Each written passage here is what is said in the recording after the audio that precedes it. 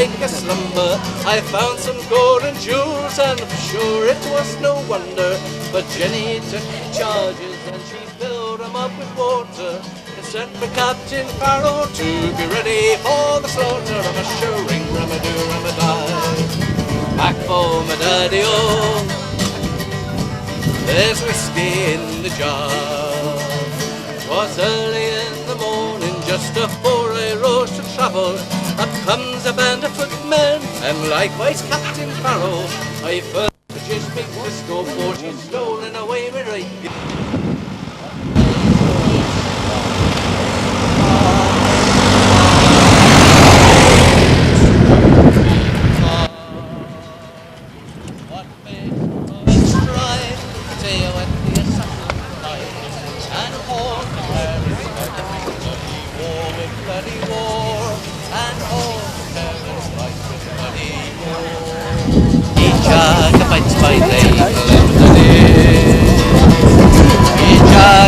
My name, your thorns are won't reclaim. Your doctrines I'm in service by the gatekeeper. We can rush and fight me boys to jump over anywhere. Oh, 'tis my delight and the shining night of the season of the year. Hello. Welcome to the first sunny performance of By Hook or By Crook. May long it continue so. Wimborne Community Theatre have done many shows like this, which mean we call them site-specific shows, which means instead of them happening in a theatre or a hall, they happen outdoors in a particular environment. Last year we were on top of a hill in Hambledon and it was sunny every single day.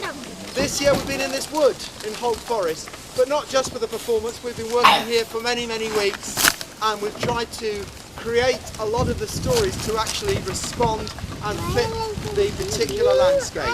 It's a travelling play, which means that you won't just be seated here. We will invite you to share with us a journey into the heart of this ancient forest and to experience with us its charm and beauty and hear about its history and atmosphere. So every now and again we'll invite you to pick up your seats and follow. So please enjoy By Hook or By Crook. Thank you.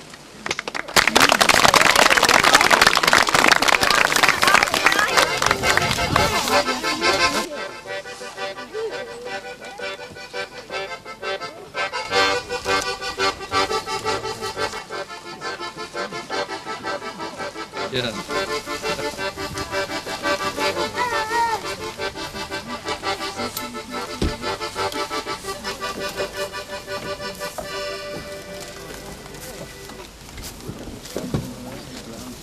Paths need upgrading or they'll be lost forever. You won't be able to go riding there if there isn't a bridle way.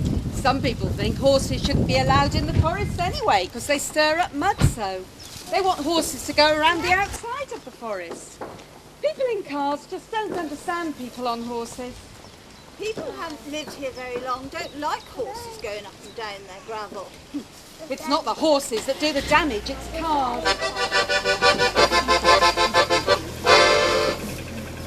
New people don't like things that crow and cattle that blare. The little farms have all disappeared. And the milk lorry that used to take the churn through the woods, all gone.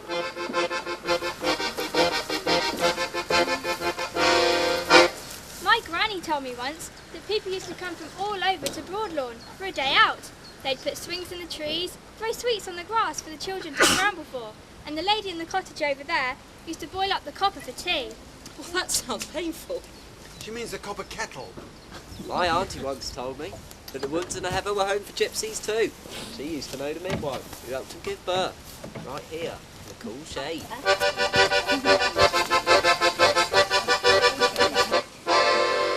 The forest got darker with all the holly, overgrown, more mysterious. People get lost in the woods. I never found. Apparently, a foreign student once spent all night here in the forest when her horse bolted. She couldn't find her way out. The babe in the wood, we called her. She was found safe and sound the next morning, covered with leaves for warmth. Lost in a wood of oaks and beeches, the darkness surrounds you. whisper of secrets, not to the ghosts of long-dead trees. Most people at school don't even know it's here. Well, we don't want Holt Forest to get like the New Forest, do we? It's completely spoiled. Far too many people go there. But here it smells. Something dead. When I used to ride a few years back, I put a sprig of honeysuckle in my collar to overcome the smell. You don't get much birdsong now.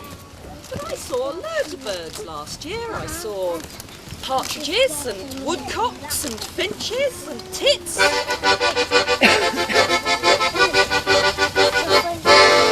We used to have the right to pick up fuel. When a tree came down, we went in and cleared it. Get the forest tidy. If a tree comes down across the bridle way now, you're stuck. I wish you could have seen the woods, the forest, how it was. Lovely sunny plains, 50 years too late for that. full of bluebells and harebells and cattle grazing. I think Piper's Lawn, where they used to dig up If they're going to keep cattle in there again, they're going to have to think of a way of keeping them in somehow. We don't want another outbreak of foot and mouth. Cattle grids and cars and cattle on the road. It just won't work. You've got to think of the people in cars. Fencing's the only answer. Now what's this about management, English Nature's management plan then? The echoing axe, the crack of a branch, the rustle of autumn leaves. A fool sees not the same tree that a wise man sees. Management plan. We should leave the forest exactly as it was, as it always has been. But people expect their common rights, which some people know nothing about. Remember Bournemouth Town Hall, April 1973? What that Mr. Settle, the Commissioner, said to its residents? I have a strong objection to anyone having rights over another man's land. That man being Ralph Banks of Kingston Lacing. Mr. Settle, he thought there weren't any common lands over which common rights could exist in this day and age around Bournemouth. For us commoners, we proved him wrong. And what made him learn the error of his ways? It was coming here to see for himself. He said he could feel how little the place had changed since time immemorial. That's the heart of it. Our memorials. These common lands of Holt. Enter a wood of oaks and beeches, the mystery surrounds you. Walk in a wood of ash and hazel in the evening breeze, and the willow seems to lift like cobwebs, spun by the holly. It takes only minutes to fell a tree, and a lifetime to grow one.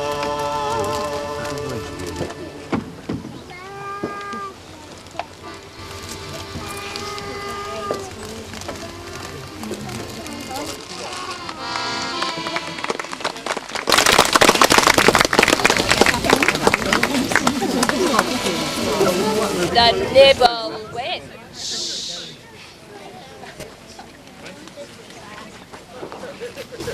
Once upon a time, Hansel and Gretel lived together in a poor cottage. They were very, very poor. Oh, poor Hansel. Poor Hansel, he had spent his days making broomsticks out of the wood that his father gathered from the woods. And he was jolly fed up with doing this, wouldn't you be? Yes, you would. I'm fed up! Why do I have to work making brooms? Oh, Gretel felt very sorry for her little brother, and she tried to cheer him up by teaching him a dance. Rather come and dance with me, both things I offered thee. Right foot first, left foot then, round about and back again. I would dance but don't know how, when to dance or when to bow. Show me what I ought to do, so that I can dance like you. With your hands you tap, tap, tap. With your foot you tap, tap, tap. Right foot first, left foot then, round about and back again. With your hands you clap, clap, clap. With your foot you tap, tap, tap. Right foot first, left foot then, round about and back again. Oh, aren't they good? Hansel can dance. But I expect Mother won't be very cross if she comes back and finds that they've not been working. What's all this noise? What are you two messing about doing? Get up to bed, you naughty children! Oh, poor Hansel and Gretel. They were sent to bed with no tea. Oh, no. Boo. Boo. Poor Hansel and Gretel. And then, of course, Father came home from the woods. And I wonder what he thought about all this. Father, I'm meaning to talk to you about those children. There's not enough food for them. I don't know what we're going to have to do, but we need to get rid of them. I thought of a really good idea, Roland. We'll take them into the woods, and get them lost. Oh. Then we won't have to feed them. That's a terrible thing to happen. Oh, but luckily Hansel and Gretel were listening. In their bedroom up above, they could hear through the floorboards. Have you ever done that, children? Have you ever tried to listen to what Mummy and Daddy are saying through the floorboards? Well, luckily Hansel heard, and he had a good plan. He said to Gretel that when they were in the woods, never to fear, for he would lay a trail of bread. The bread that Mummy would give them in the morning, he would take and he would lay the trail. 1, shall we count with me? 2, 3, 4, 5, 6, 7, 8, 9, 10. All the way back home so that they would not get lost. Well, the next day, Mother and Father took them to the woods.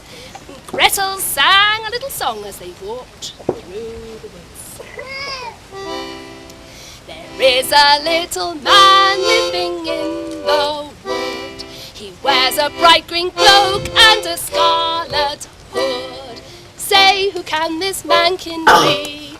Standing underneath the tree, with his bright green coat and his scarlet hood. Mother and Father were not far behind. But where was Hansel? Mother was worried. There you are, Gretel. For goodness sake, what's Hansel been up to? What's he doing dawdling? Oh, well, of course Hansel was laying the trail, wasn't he? And Gretel wasn't going to tell Mother about that. But fortunately, Hansel was near at hand. I'm here, Mother.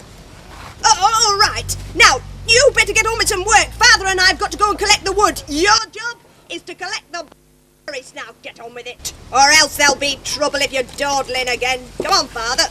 That's it. Hold me hand. So off went Mother and Father, leaving the children, they hoped, forever. Oh, and poor Hansel and Gretel were in the woods. But they weren't lost, were they? Because of the trail of bread. But oh no, what happens next? Who have we over here? Flying through the forest. The beautiful birds of the forest came flying and flying, and they were hungry, and they saw the bread on the ground, and so they swooped down to peck up the bread from the ground, and they ate every last piece, all 10 pieces, and then flew off happy with full tummies.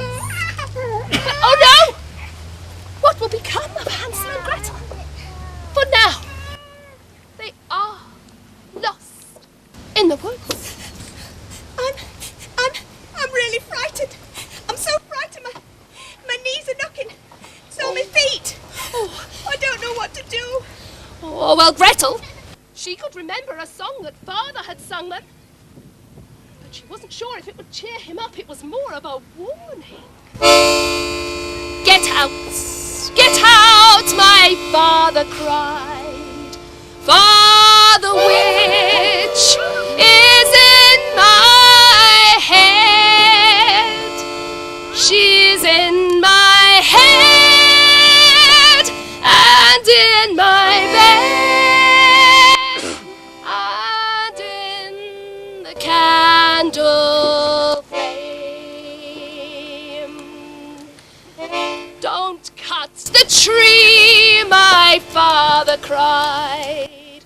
For the witch is in the leaves. She's in the leaves and in the sheets and in the cloudy sky.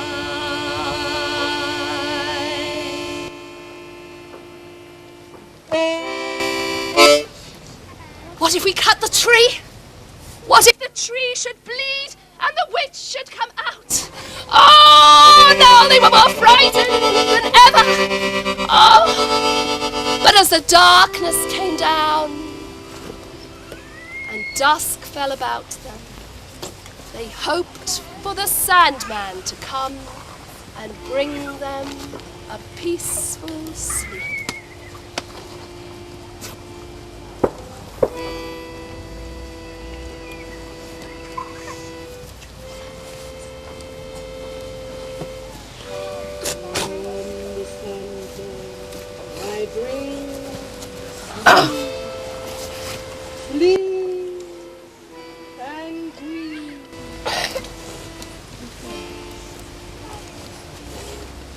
So Hansel and Gretel were no longer afraid in the forest. And they remembered something else that their Grampy had taught them. When one is afraid, children, one can always pray. And so they said their equals. Shall we pray with them for them, children? When I lay me down to sleep, 14 angels watched over me. 2 at my head, 2 at my feet, 2 at my right, 2 at my left. It's sprinkling its dust. To keep me warm. Look behind you, darling. Look at the wings. They're behind you. To wake me at dawn. Look on your shoulder. She's whispering To be my guide in heaven's paradise. Just up there in the tree. She's looking down on you. She's saying something to you. The angel's with you, darling. There they are, just behind you. Wasn't that lovely? Let us show our appreciation of the puppet show, children. Children, that will suffice. Thank you. Good afternoon, ladies and gentlemen. I am Miss Booker, Miss Suzanne Booker, headmistress of Gaunt School, Holt Parish. I teach standards of 4, 5 and 6. I believe we are a happy school. I believe in a Christian approach to discipline, authority tempered with understanding. I rarely use the cane. Good afternoon. I am Miss Nellie Booker, a sister to Suzanne, and I teach standards 2 and 3, and I teach all the children singing. I also believe in a Christian approach to discipline, However, some of these country children, alas, need a very firm hand. She clipped me round the ear last week. Fred! Be quiet. Ladies and gentlemen, today is a rather special day. As a part of our fair on Broad Lawn, we shall all be going on a family nature study walk. Isn't that exciting? Thank you, Miss Booker. We do not want tears before bedtime. I shall be pointing out a wide variety of flora and fauna. If you go ever so quietly, you may, children, you will go ever so quietly, you may glimpse one of God's wild creatures. Of course, once the forest would have resounded with the howling wolves and bears. Really, Miss Booker? Yes, dear. Maria, would you kindly not interrupt, child? Where are your manners? Sorry, Miss Booker. But these days the woods are a much gentler place, apart from the beautiful beech and oak trees. Capreolus, the roe deer. And if you are very lucky, you may glimpse melees.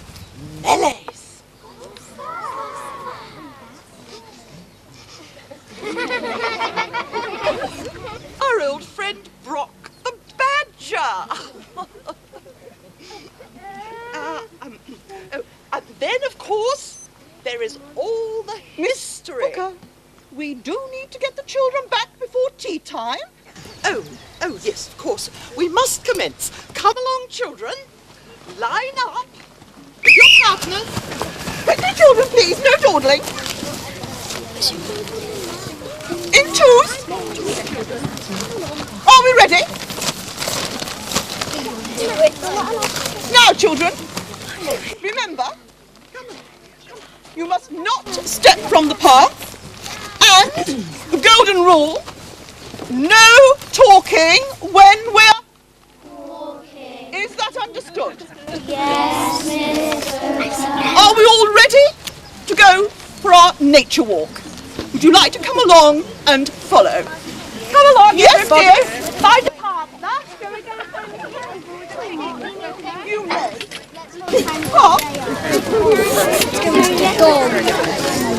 I've seen her, but I haven't seen Jack. Right, children. Follow me.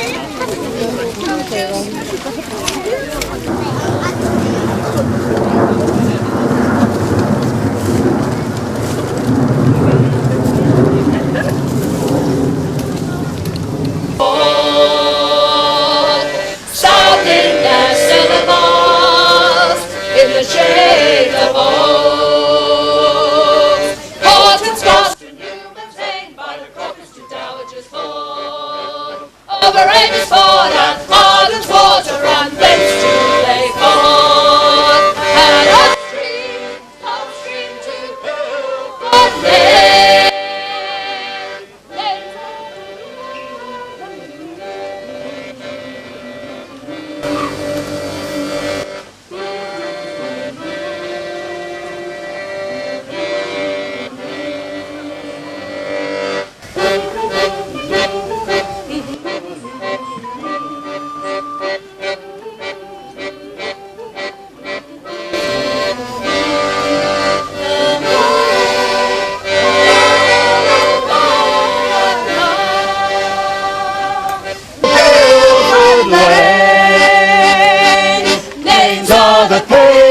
Of the forest, and all morning we walk, sounding their syllables in the shade of oaks.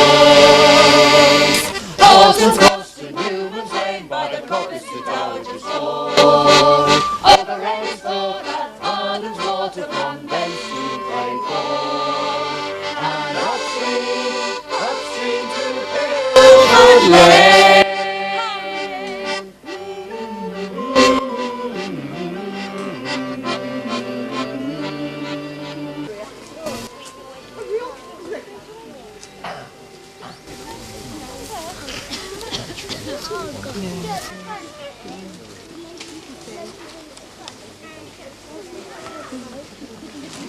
gathered, I think. I do believe so, Miss Booker. I wouldn't Children would like to come any round of my here. talk. Well, certainly not. Such a font of all knowledge. Thank you, dear.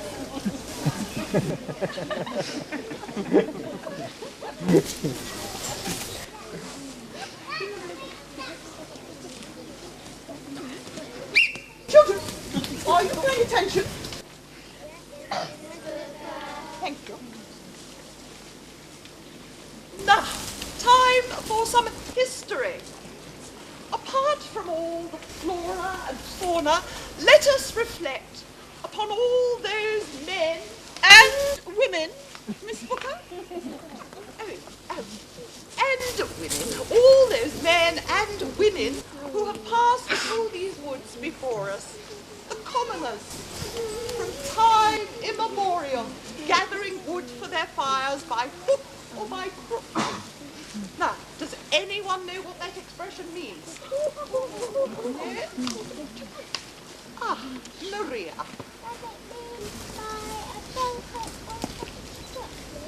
Well done, dear. Yes, they could collect only what they could gather by means of a bill hook or a shepherd's crook. Everybody, a bill hook or a shepherd's crook. Well done. You have earned a house point, dear. Thank you, Miss Booker. Oh, yes. Ladies and gentlemen, this forest has been privy. Children! Not that sort of privy! Yes? Oh, well, goodness sake, child, why didn't you go before we left school?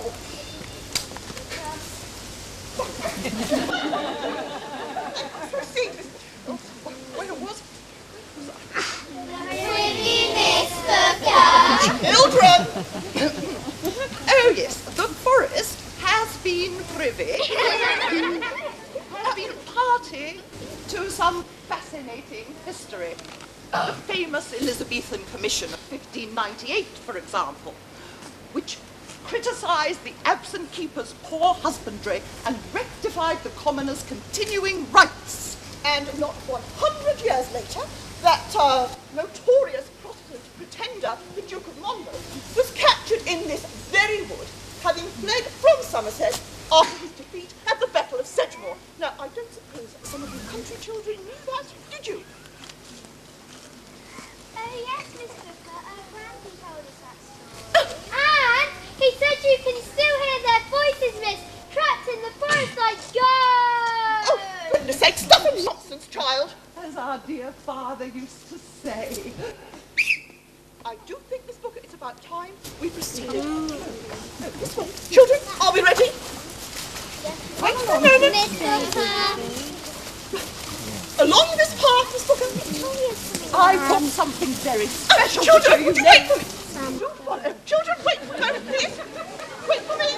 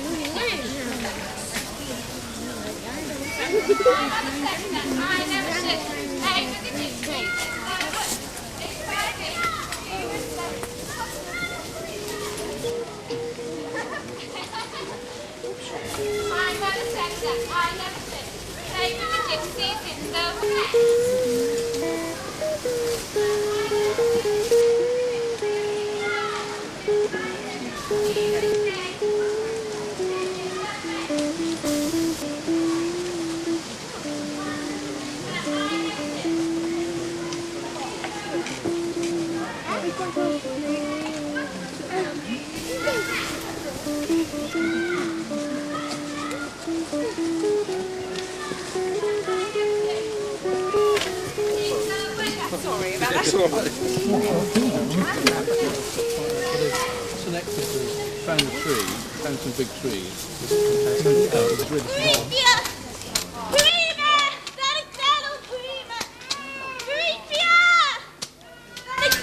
Creamer!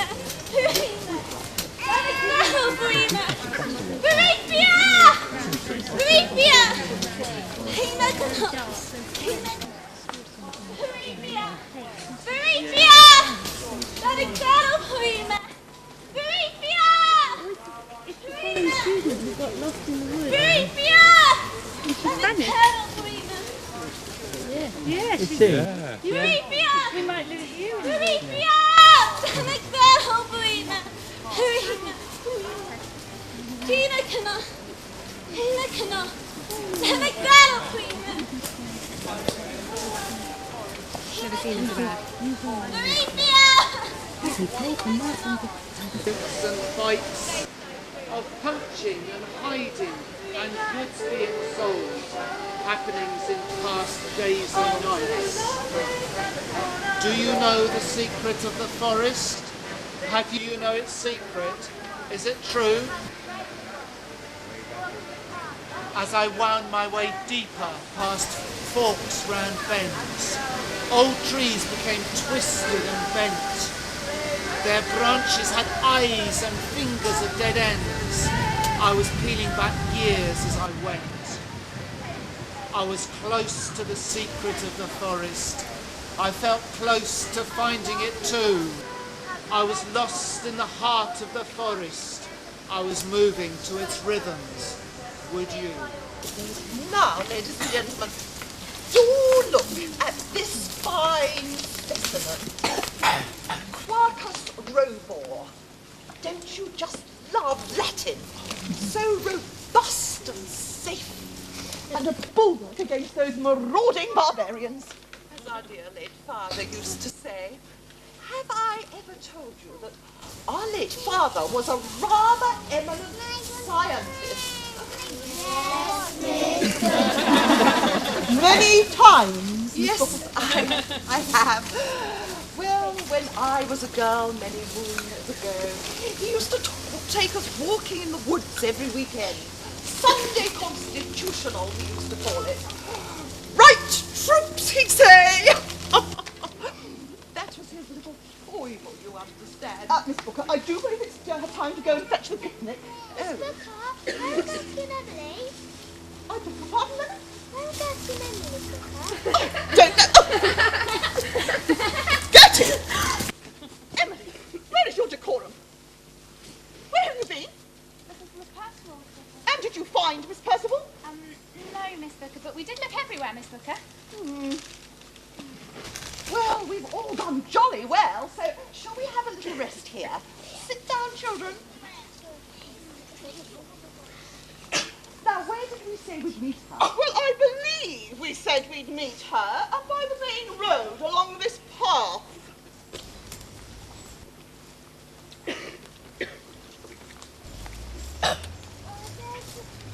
Now, children, you are not to move from this spot. We shall be back in precisely 5 minutes. Got it? And Emily, we will leave you in charge. Yes, Miss Booker. Is that understood, children? Yes, Miss Booker. Thank you. I've seen the wolves and bears, Miss Booker, and spooky, scary witches. Children, have you not been listening to what Miss Booker has been saying?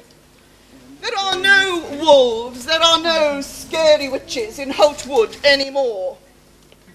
Understood? Yes, Miss Booker. Good.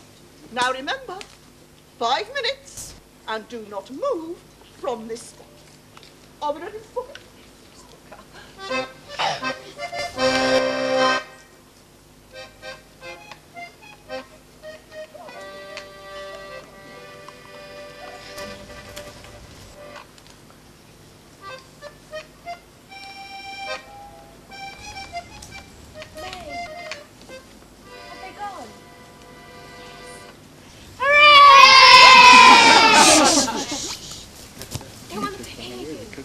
I know. Let's play a game. Hooray! Right then, in 2 teams. Miss Nellie Booker's class. And Miss Suzanne Booker's class. What should we play? Well, why don't we play Grandmother's Footsteps? No!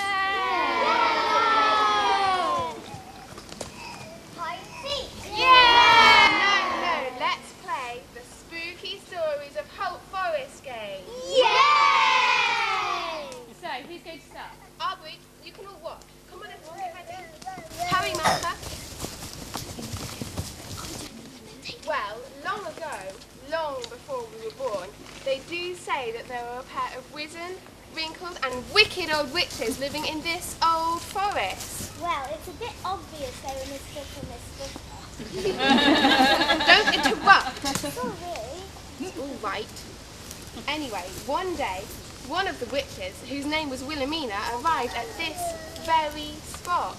With her magic black cat. Oh,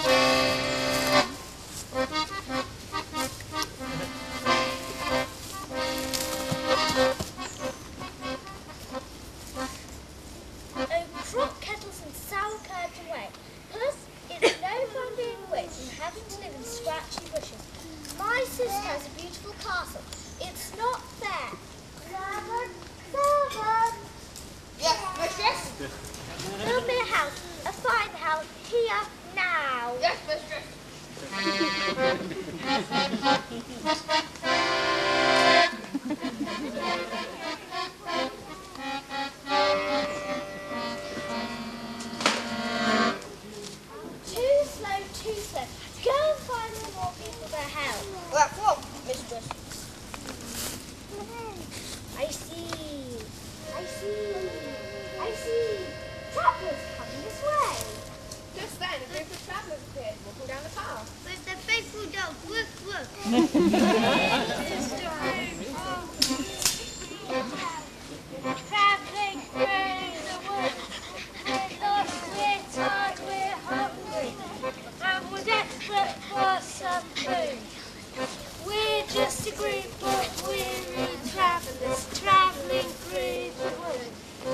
'cause we're tired, we're hungry, and we're desperate for some food. We had a bright idea.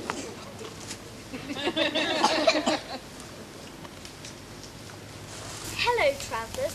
Welcome to Holt Forest. I couldn't tell by the hymn you saying you're a little hungry. Yes, we're very hungry. We're just 3-4 weary. No need to wear ourselves out singing again. Now, if you do a little work for me, I promise to reward you handsomely with plump portions of roasted venison, barrels of best yeasty beer, and mountains of rich rabbit pie. But you ain't got no food like that. Be quiet, you idiot. I'm a very powerful witch. I can do anything. Except build a house.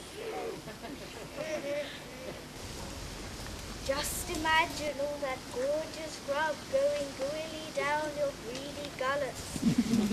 Taste the mincy-wincy morsels of meat in your chomping choppy walk, and the juicy-woosy bones. Stop, we'll do it! The traveller's got to work building a house. Wait.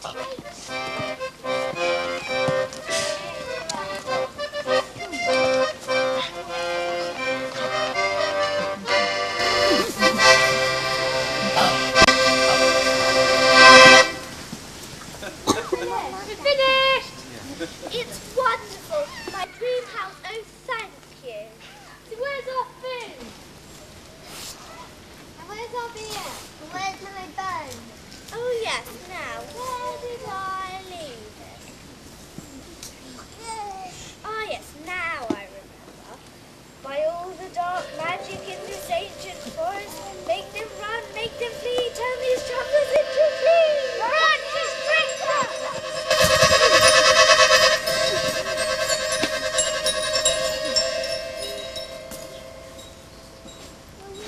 And just as the witch was about to enter her new house, there was a terrible crash of thunder.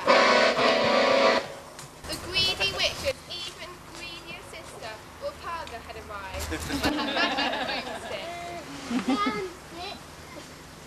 So what's this, Huss? A new house, sister? Maybe. What's it to you? I want it! You've already got a house. Not like this one! Too bad. Off they go again. Always arguing. Quiet, you. Who asked your opinion? Gimbly, gumbly, don't be thick. Turn silly servant into a stick.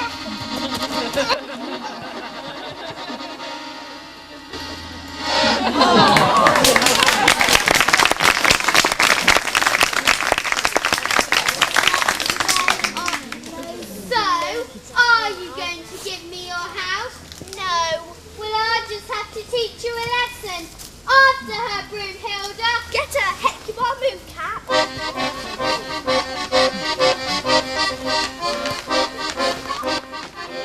Zoggity, ziggity, zoo. Ziggity, wobbly, wobbly, woo. Wiggity, wiggity, woo.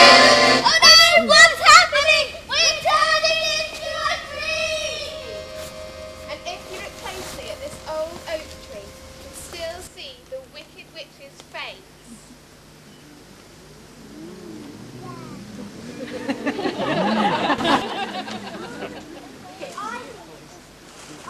It's just like this red book.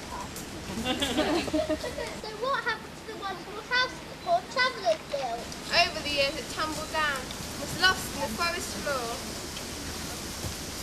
But every midsummer's night, the same night on which the two witches fought and turned each other into this tree, they say that you can see the wonderful house again and hear the song of those poor, weary travellers. We're just a group of weary travellers travelling through the woods. We're lost, we're tired, we're hungry, and we're desperate for some food.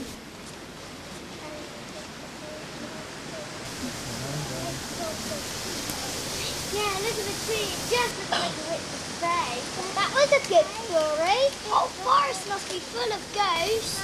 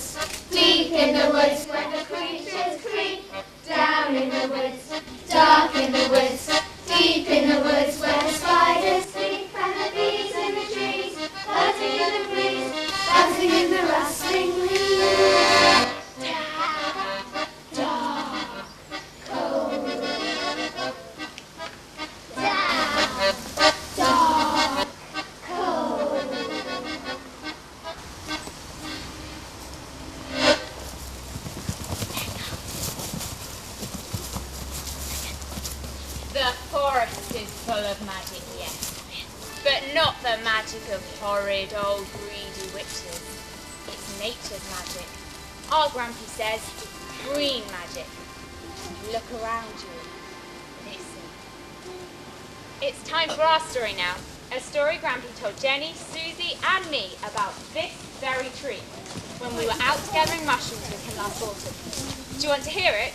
Yes, please. Ready, everyone? Well, you may not have known this, but this is probably one of the oldest and wisest trees in the woods. How can a tree be wise? If you listen, you'll find out, Fred Bradley. You see, once upon a time, long, long ago, wondrous and magical creatures from the other world came to Holt because it was so beautiful. They decided to live inside this very tree. On Midsummer's Eve, they would come out to play in the sunny clearing. First out would be the mischievous elves.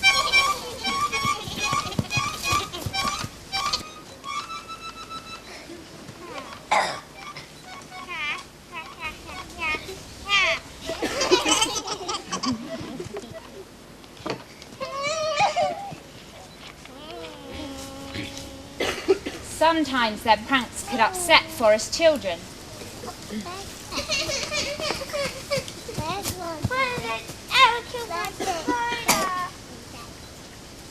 But help was at hand from the friendly fairies.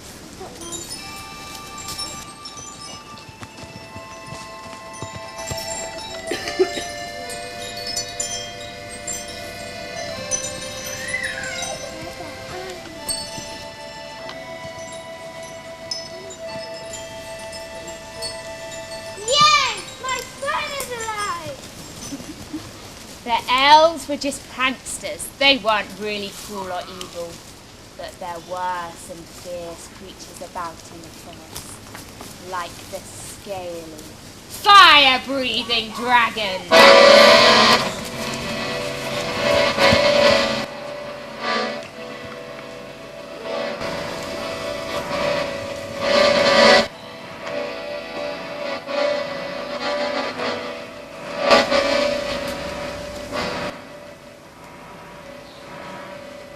They had just burnt 2 big holes in the magic oak tree when a strange and wondrous whinnying was heard. A magical unicorn appeared. Dragon, dragon, stop your fire!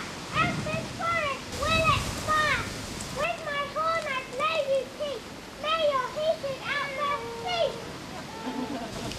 From then on, the dragon too became a friend of the forest, and all was happy for many, many years. Josephine, you carry on.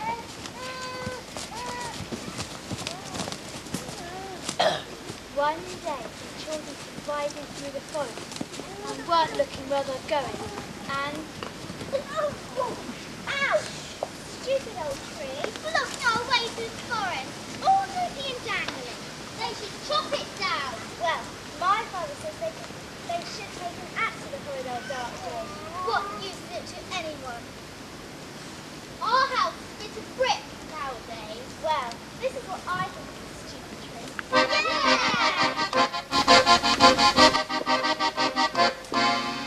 Suddenly, they had a squeak coming from the tree. And they were snoring. The others stepped to yell father. Quick, I swallowed her a tree. What do you mean you got swallowed in your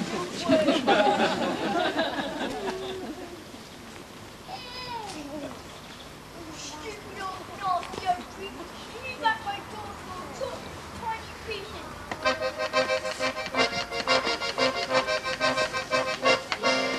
Father, do not chop down this tree. For every sharp blow you strike pierces my very heart. He was so shocked, he fell down to his knees, and all of a sudden, the little dogs came out. Father, we must never chop down this tree, for all of Mother Nature's magical creatures live inside her. The elves, the fairies, the dragons, and the unicorns. And if we had no forest, then all the magic would die. For his very eyes, all the creatures came up and were dancing. You can join in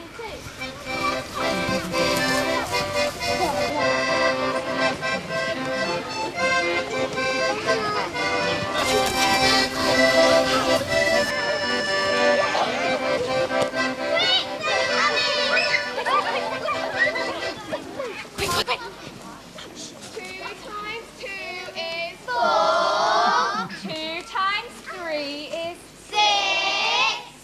2 times 4 is 8. 2 times 5 is 10.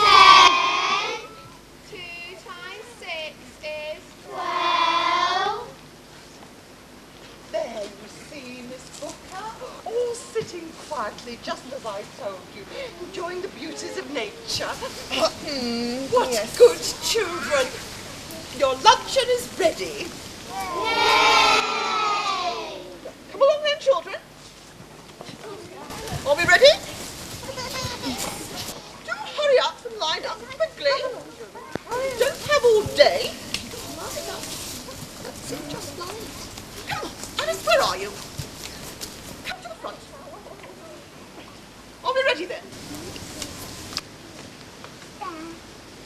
Miss Booker, where are Fred and May? Fred and May? Girls, where are they? We'll find them, Miss Booker. Well, hurry along. Yes, dears, hurry along. Catch us up late. Yes. Come along. Are you ready, children? And as we go, we will sing all things right.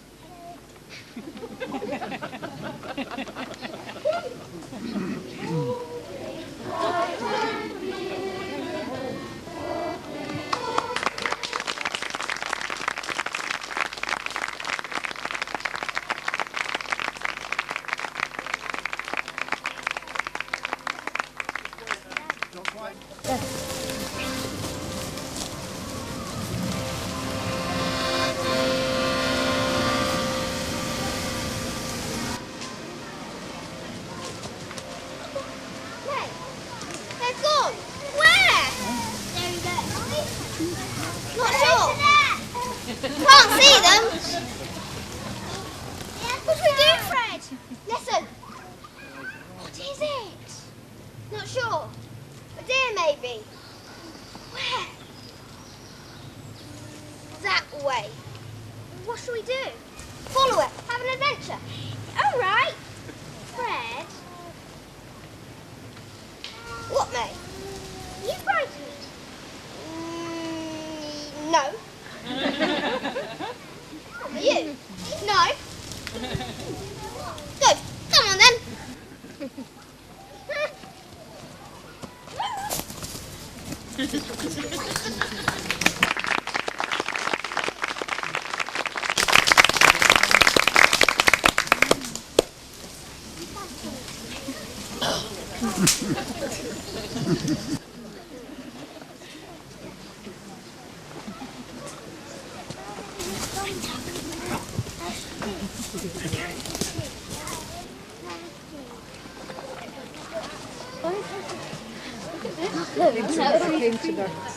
Yeah.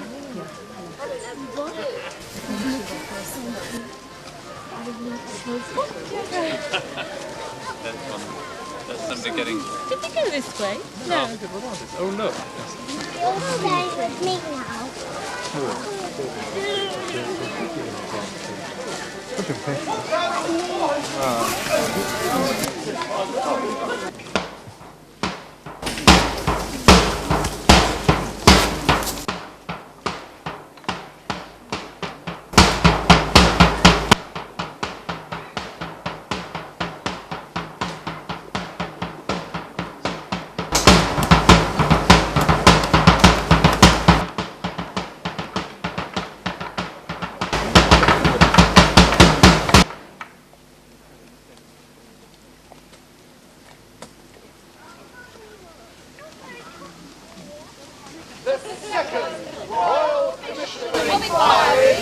Into the maintenance and upkeep of the forest of Wimborne Holt, year of our Lord 1598.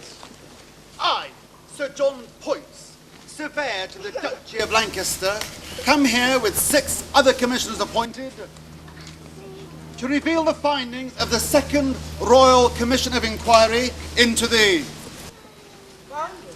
Paling, livestock and timber of Wimborne Holt Forest, property of Her Majesty Queen Elizabeth. God save the Queen!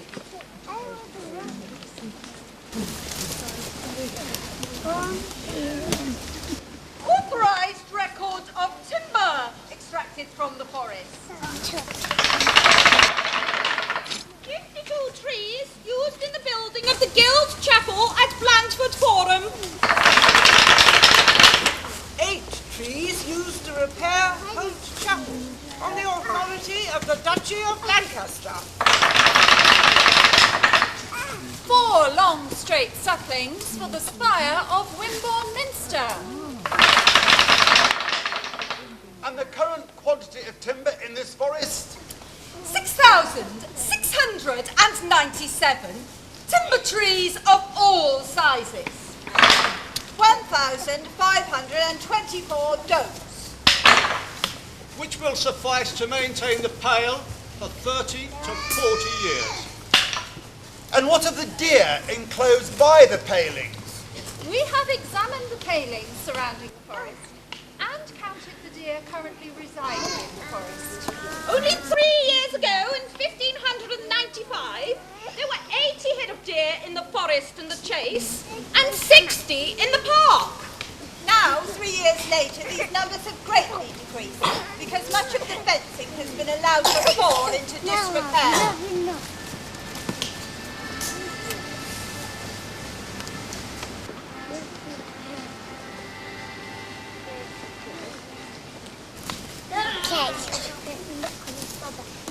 What does the keeper of the forest say? Appointed keeper in 1594, Sir Thomas Shirley is rarely, if ever, in residence, preferring to spend his time travelling abroad or in his mansion of Suffolk, in the county of Surrey. In his absence, he has, however, been exceedingly busy. For example, he's purchased burnt oak coppice in Holt Forest for the sum of £20. And that same coppice is now utterly spoiled by means of the ill fencing done. The old park coppice is in great part now clear spoiled by such variety of horse beasts as the greatest part thereof will never be recovered. The park tail adjacent to his lodge is in great disrepair. Costs of repairs 100 tons of timber and cost in labour £40. Furthermore, we have learned that during his time as keeper, Sir Thomas has authorised, without being offered authorisation whatsoever, for much of the timber in the forest to be felled and sold towards his own profit. And allowed most of the property to deteriorate. Also stands accused of purchasing the right to collect tithes from the neighbouring parishes due to the governors of Wimborne Forest. The very next day after his purchase, Sir John is reported to have mortgaged the lease to a London Goldsmith. Stop. This commission must restrict itself to the management of the Forest of Wimborne Holt and its impact on the farmers and commoners.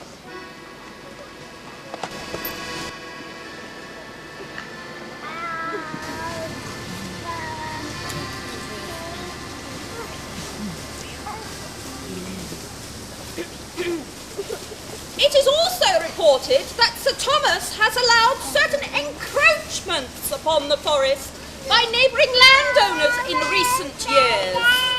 Sir Matthew Arundel of Ham Preston has encroached some 200 acres. We find evidence that Mr. John Arney of the Manor of Uddens claimed 400 acres of Holt Heath And has been molesting the Queen's tenants who were cutting turf there. Get off this land now! Off with you! Go on! John! Get off now!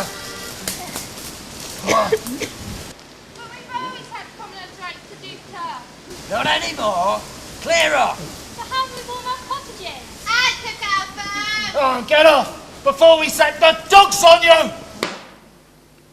We also find evidence that Mr. John Arney has shut up a lane at Uddens called Ringwood Way. That's been used as a public right-of-way, time out of mind.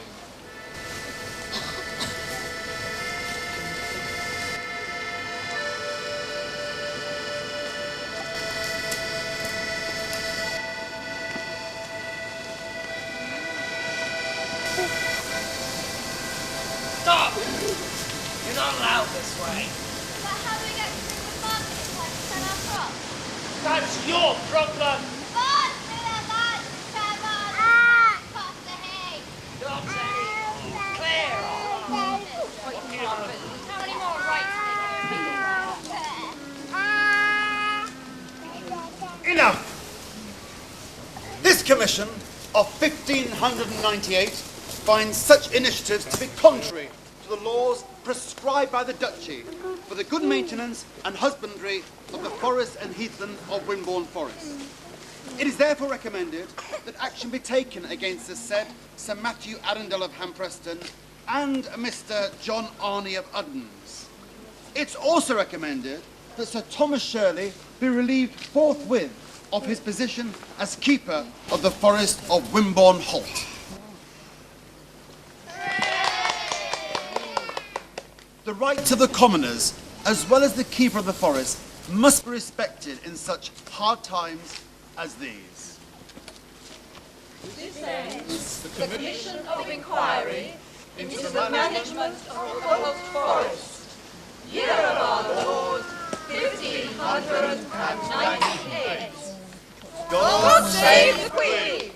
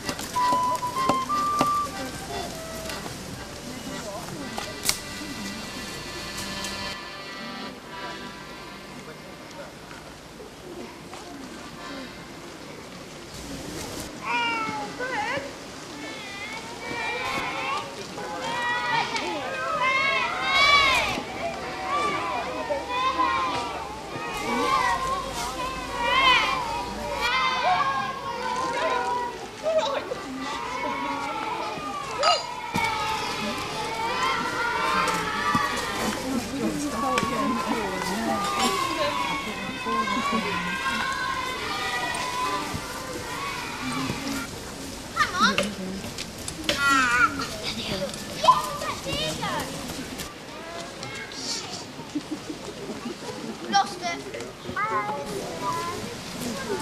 Fred? Where are we? Well, we're in the forest, mate.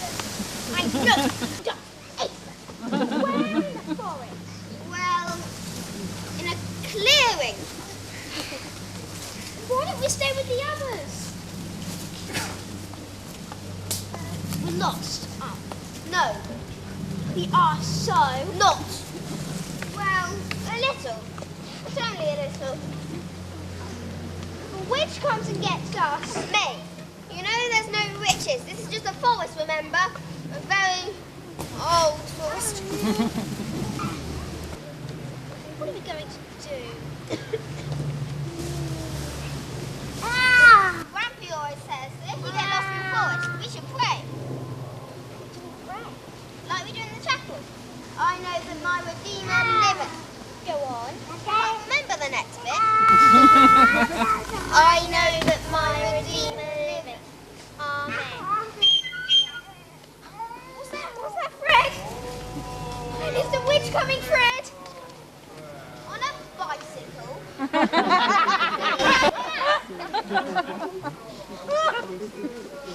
It's an angel, Fred. Could he pray? Don't look like no angel neither. Shall we all pray? Let's up on that tree, come on. Here is our gold. Here the bunch lays. Here it goes, Fred. No, ghosts don't giggle. No, everyone does. Ghosts don't giggle. They will. Let's run for it. Our wives, they may bluster while we lie at our ease. Let 'em scold, let 'em rumble. It's Mr. Green. Thank you, Mr. Green. Yeah, George Green in the green, that's me. In what? The Greenwood, you know, like Robin Hood. Hey, who put this here bike on top of me? Was it you two rascals, eh? Having a laugh, eh? Well, don't just stand there, give us a hand. It's only Mr. Green. But Mother said, come on, help me lift the bike. But we shouldn't go near him. Why not? Because he drinks like a lord. Oh, you should know. The Lord's good friend. You should know that. You were just praying to him. Not the Lord. A Lord. It's a saying, isn't it? But I don't care. I like Mr. Green. He gives me apples to eat. I don't care if he does drink to the Lord as a Lord. I think we should help him. Be kind, like it says in the Bible. All right then.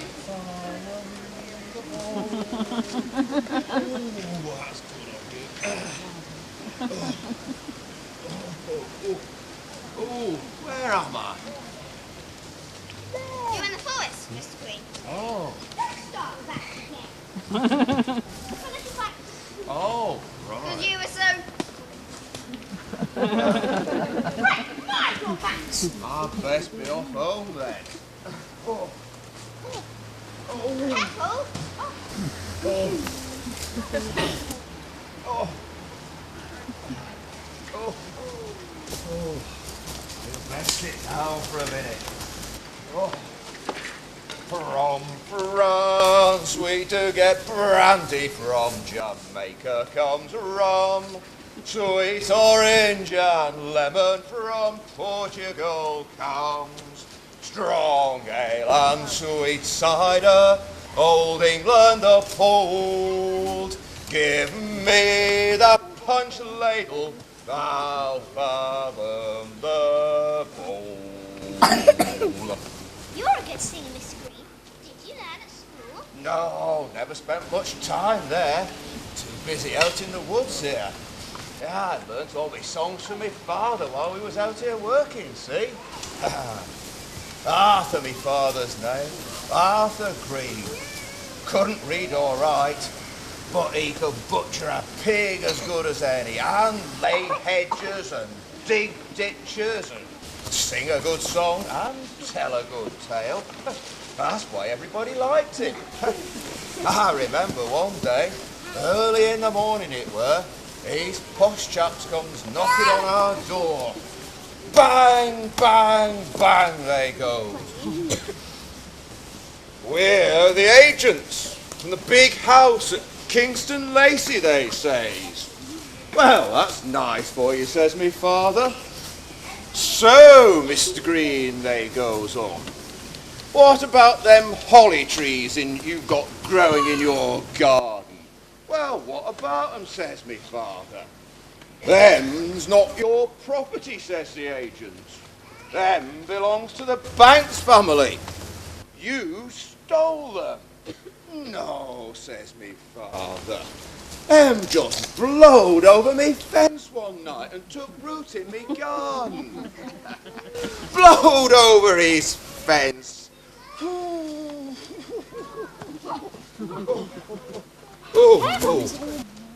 that's better. But them agents didn't laugh. Oh, faces like pokers. They only went and took him to court. Just for some holly? Just for some holly. But that weren't the end of it, lad. People in the forest didn't like it. And all the commoners from round here, they went with me father to the court in Wimborne, and they paid his fine for him. 10 shillings it were, 10 shillings. Ah, dear. So, you see, at the end of it all, the last laugh was on them Bankses lot. 'Cause ever since then, ain't nobody been what's it? Cuted? That's it, ever since then. Ain't nobody been persecuted for borrowing a bit of holly out of the forest.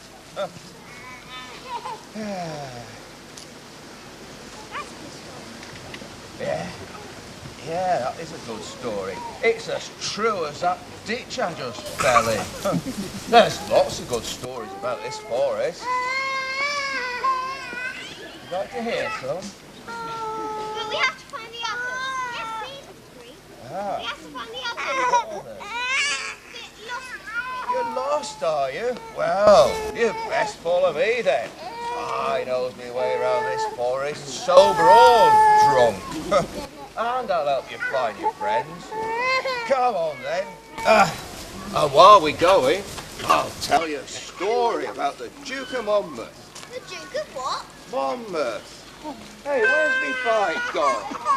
Where have you hidden it? Ah, there it is. Now this goes back a long, long ways, hundreds of years ago. Not that time means much in these woods. Like that tree over there. See him? See him over there? He's been here more than 300 years, he has. In fact, he probably stood and watched what I'm about to tell you. Well, this was once this very rich and noble man. Protestant by faith, but he was known as the Duke of Monmouth. And his father taught me a song about him. Pues out young Jemmy went abroad to see all the greater. He met them out on the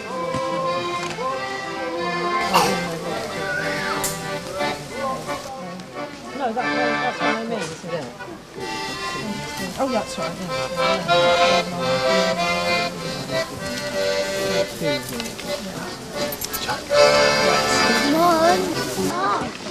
Wimborne market not 3 weeks past. Them boys in Bridgeport alive. They marched away after the Duke, just their pitchforks and their fish hooks. What use would they be against muskets and cannons? They've all gone on their side. That's true, Sarah. Well said. They got the brave Sergeant lad. Come on, Amy, wake up. Hush! Listen! I can hear somebody. I can hear someone coming. Look, what is it? Soldiers! What will we do? We've done nothing wrong. Come on, we've got work to do. When soldiers went to war, the northern risen, he met 10,000 on the road. The sword they were his graces. They flock along in day and night and make the skies to ring, and everyone seems to delight in Monmouth and Burke. Stop that, I said! That's enough! We want no more than rebel songs. Understand? Monmouth's defeated. Defeated? By King James II, the true King's army at Sedgemoor. I knew it. I told you. No, it can't be true. They said all the people would follow him. Ain't true, President! Where is Sedgemoor then? Not around here, Amy. Over west in Somerset. Now listen, the Pitchfork Rebellion's over. The rebel Tagle army have all been killed or wounded. So we'll have no more then talk about rebellion, nor of a true Protestant king. Do you hear? You Germans got the true religion! Stay calm, Sarah. God bless the German moment! That's right, you tell him. Silence, or I'll shoot. You ought to put a gag on that, Sarah. And that Amy Ferrant. Don't you go causing no trouble now. There's been enough fighting and fretting. Been enough weeping in the bitter blood-red army.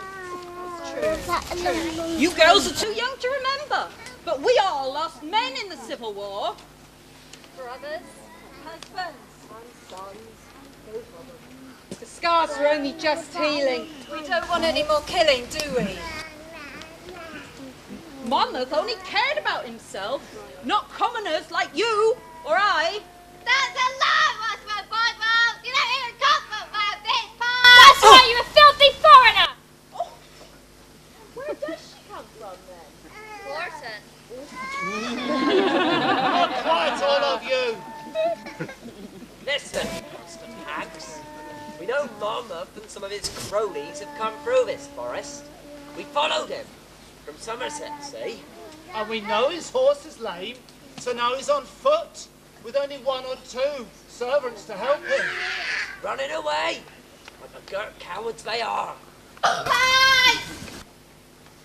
Mark you well.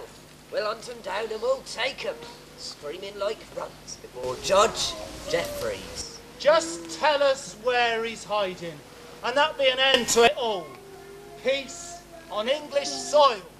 We don't know, sir. We wouldn't tell you if we didn't either. No, we don't. Have you seen him? The Duke of Monmouth? Yeah, look. Here's his portrait. Oh, for goodness sake, tell him and save yourselves, you foolish girls. Handsome, isn't he? Nose as fine as china. Eyes like dark blue slowberries. And a true person's heart beating in him. Won't look so pretty once we've ripped out his true Protestant heart. And the crows and worms have dined on him. So we got stuck him on a pole, like all the other Pitchfork rebels, all chopped up and harvested to nice, neat quarters. The fields of the West Country are stooped full of them. So then, which of you have seen him? There's money, a reward. Go on, tell him. Think he is starving family. That's right. No, I've not seen him. Not me. No. Wish I had mine, find a content like that. He hasn't been this way. It's a mighty big forest. Maybe he went that way. Best be telling us the truth. Huh. Have you seen the Duke of Monmouth?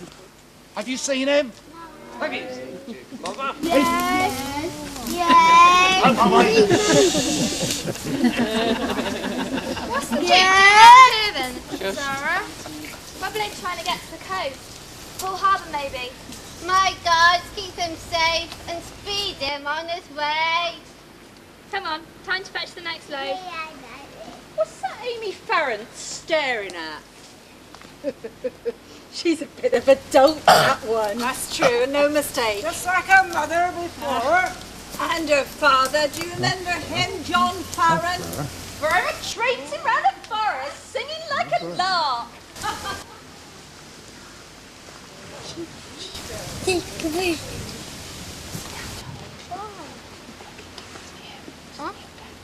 Here, Susan.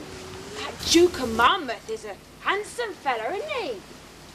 Best not think too much on it, Amy. Come on, let's go. And eyes as big as sloes. Now the fatal fight is over.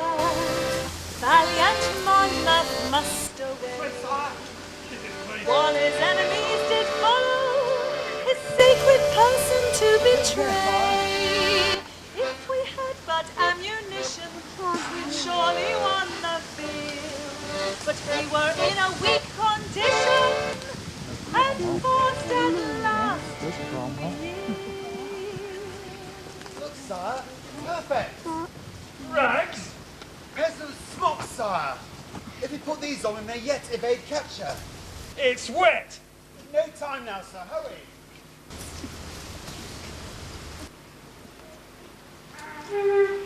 They're gaining ground on us, sire. Hurry.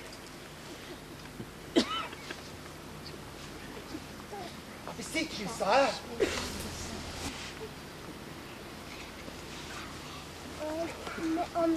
Come here, Ed. Come and give me a hand with this. My rig! Now what have you done? It's the stuff these days.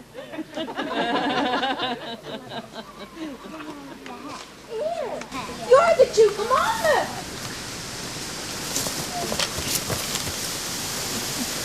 Shall I kill her, sire? No.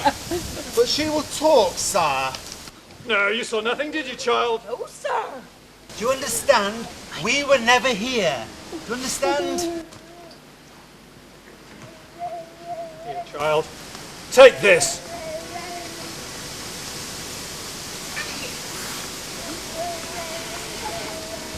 Sir, I beg you, we must fly. Come, sir. This would I do despair, and for my life do pray. How do I know what game is fair, and what I ought to say? Over there! Where the women were! He went that way. You, go. Me, sir? Where is he? Who, sir? The Duke of Monmouth, idiot! I don't know, sir. Oh, we know he's passed this way just now. You must have seen him. No, Someone over there, down there, they plunged us in this direction. I don't know where he is, sir. What are you standing here for? And shaking like a leaf. Yeah. What's that there? Where did you get this? I found it, sir, over there on the ground. He's not here. Little liar! Tell us where he went. Which way did he go? Tell us, or I'll slit your pretty little throat. They went over that way. Come on. Let's go.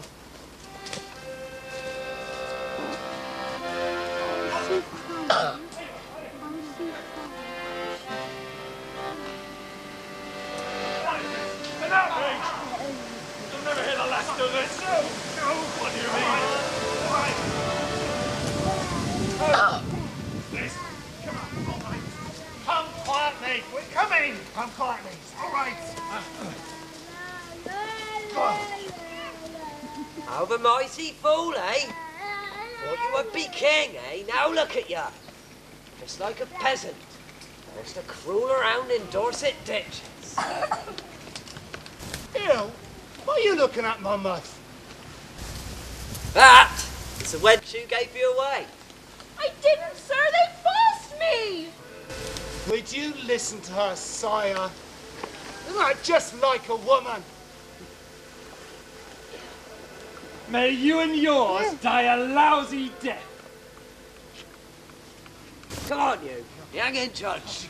Judge Jeffries wants a word Oh. with you. Out of my way, you peasants!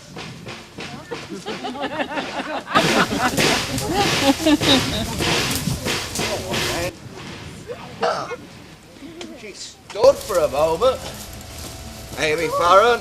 How you get it? The Duke of Monmouth's words still in her head. May you and yours die a lousy death. Then she threw that snuff box as far as she could into the forest.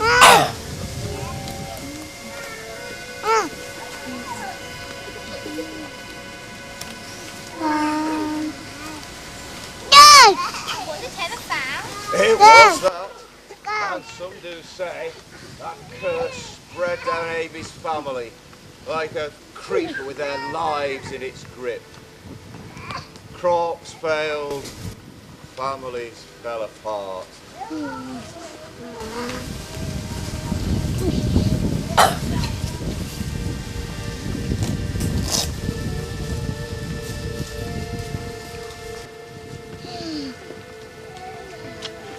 So, children, what's right to do, what's wrong to do? Amy Farron never knew. She asked her diary over and over what she should have done for the best. My grandmother used to say she buried it in the forest hereabouts, in the roots of a tree.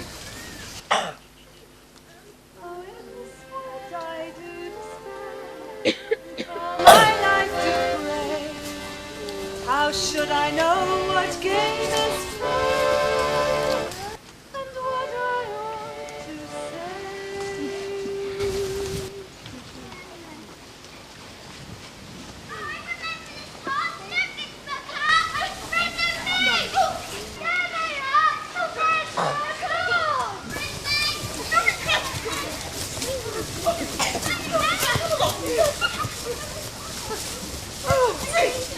Well done, children! Fred, Meg, where have you been? Come on. And who is this?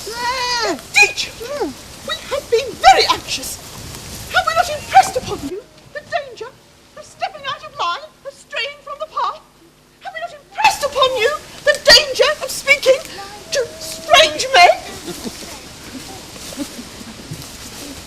Please, miss, it was the one that made us go exploring. And we followed the sound to find a deer. And found me instead, George Green. And if I may say, the boy's right. Once this forest gets its shoots into you, it's hard to resist. And you can tell us about the Duke of Monmouth. We know how he was captured. Yeah. And Amy found who lived in Costa de Bear. Oh, how educative, children.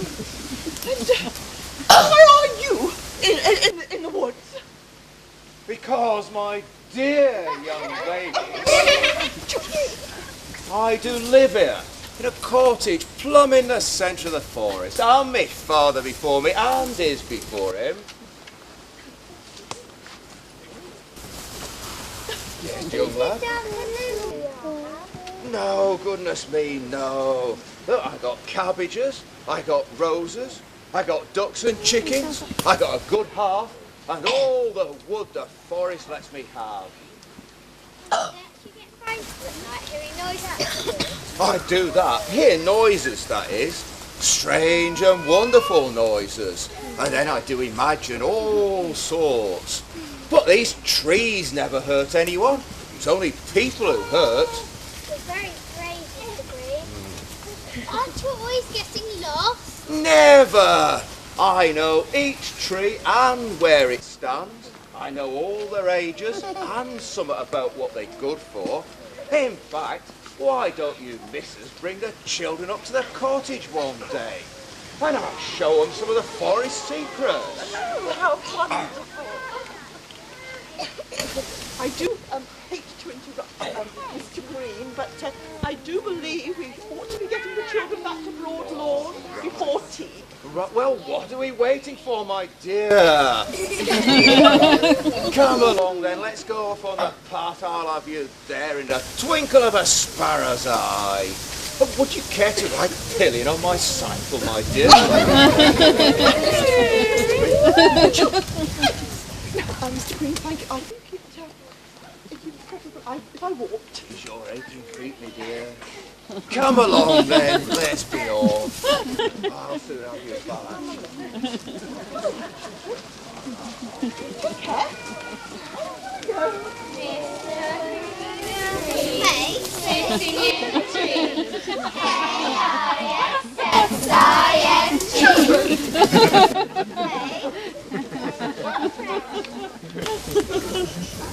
Something's stirring.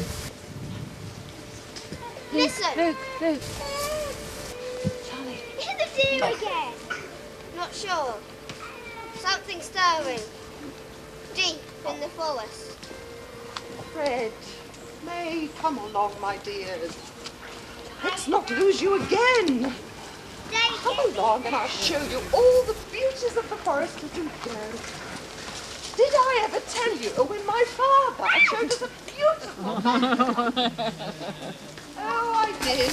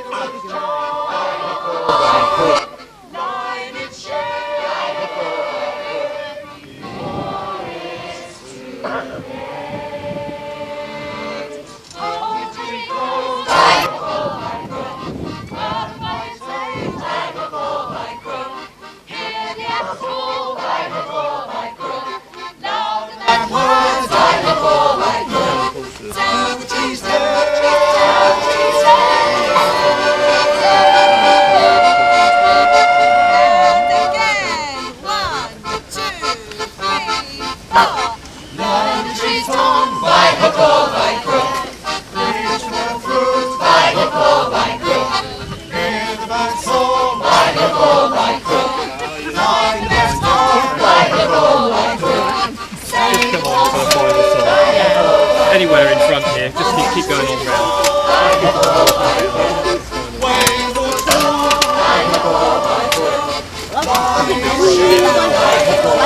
Only just sit down, really.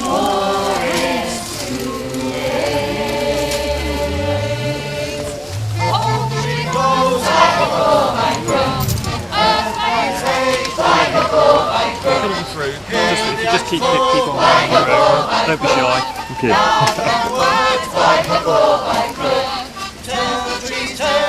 Come on through. Just come along in front for the final song.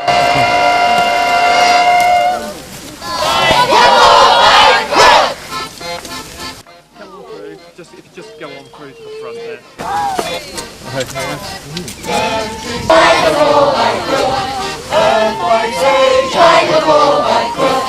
Hear the axe fall, ride a ball by Crook.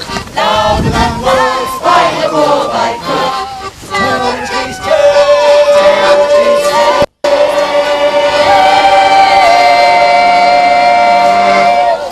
Ride a ball by Crook.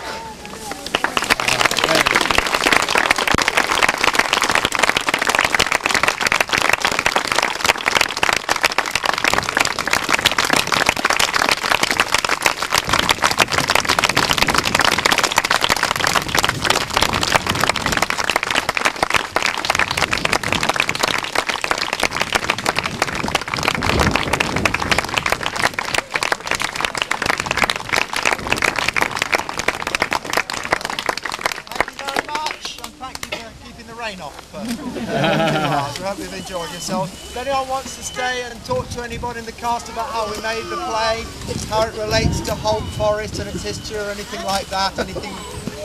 Gracias.